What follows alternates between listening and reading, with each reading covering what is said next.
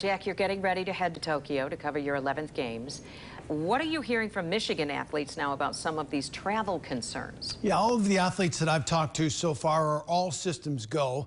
When you're training to make an Olympic team, worrying about things you can control, in this case, effort and attitude, are things that you worry about. They have no control over decisions being made by the Japanese Olympic Committee or the IOC. I talked to Alex Rose this afternoon. He just returned from a meet in Arizona where he won the discus competition, had the longest throw on American soil this year. Alex was born and raised in Michigan, went to Central Michigan. He'll compete for Samoa. He's already made that team and qualified for the games. He also put his job on hiatus. So, yes, he will go if the opportunity comes along, and he's psyched because right now he's a contender for a medal. Another Michigan athlete that has his sights set on Tokyo is Grand Blanc's Grant Fisher. This is video from his high school days. Grant has since graduated from Stanford. He'll be one of the runners to watch at the Olympic trials in the 5,000 meters, and he's already met the Olympic standard, but still has to qualify for the U.S. team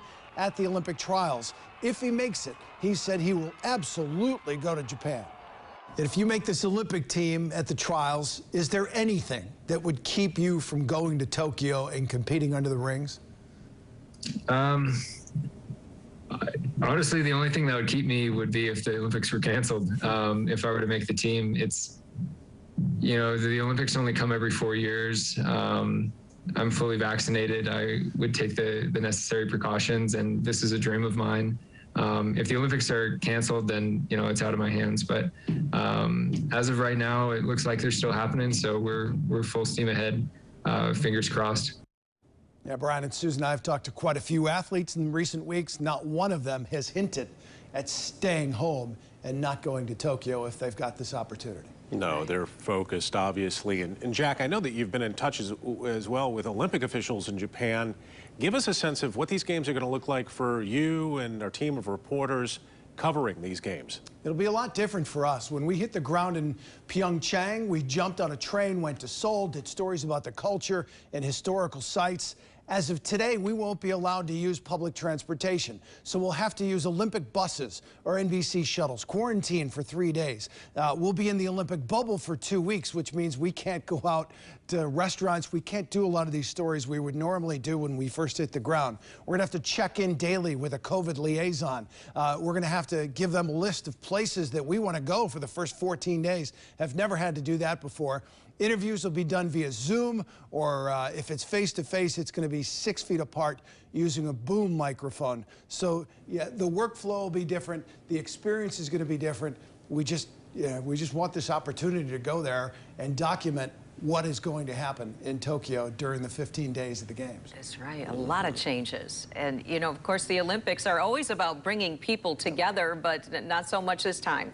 Only fans who live in Japan will actually be able to go, and that's a big change from what you've seen covering the games. Yeah, it's heartbreaking for a lot of the families of these athletes who won't get to go to watch their son or daughter compete. And that'll be the biggest difference for me is the Olympics always bring the world together. It's a melting pot for fans.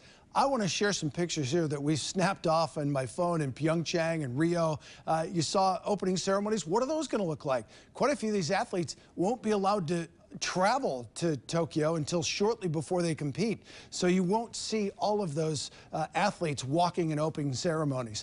Usually you walk around in the Olympic Park and you see flags draped over shoulders, faces painted their country's colors. This is a very festive spirit, so much national pride. We're not going to see any of that in Tokyo. If we see an American flag, it'll be an American who lives in Japan. One of my favorite memories from Pyeongchang was when the North Korean cheerleaders showed up at the hockey venue.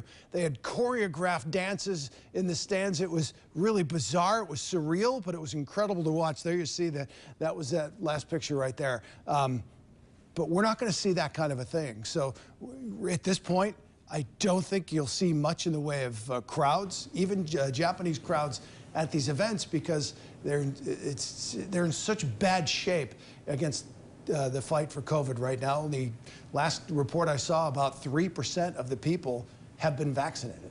Yeah, Japan, very low. Difficulty dealing with it right now, that's for sure. And I heard no restaurants, Jack? Oh, that's got to hit hard. Yeah. That's tough. I won't miss like the sushi and the street fish and that kind of stuff. I probably wasn't doing that anyway. Anyway, yeah. Yeah. But we'll still be fed. That's the good news. Good. We just won't get to experience the culture until we've been there for 2 weeks. All right. Jack, thank you. Good luck. We'll continue to track all those developments coming out of Tokyo. Thanks, Jack.